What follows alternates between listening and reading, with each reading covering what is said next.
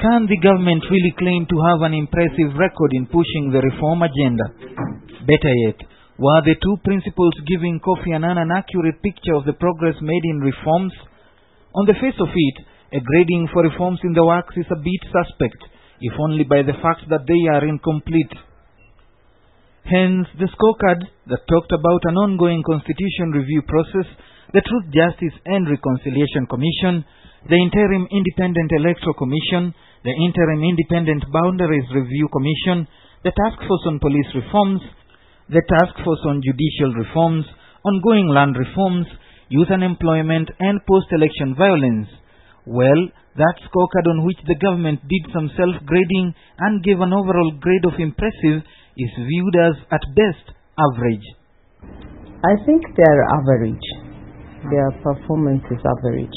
It's definitely not impressive. If we are, you see, as Kenyans, we have been treated for too long as just average. And I think we have to move from aiming just at an average level to aiming much higher. And some of the 8 points presented by the two principals in their reforms defense appear to lack in substance. The judiciary is a case in point. And it all goes back to Justice Ivan Gisheru's rather hasty swearing in of President Kibaki in the middle of a disputed election. The government's move to increase its autonomy and enable it in terms of resources is considered wanting and its leadership suspect.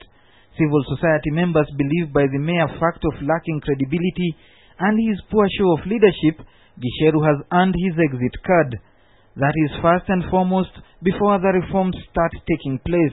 I have not therefore seen since that time any change or any move or any sign that we have a different judiciary from the one that swore in President Kibaki at the height of a major election dispute in this country.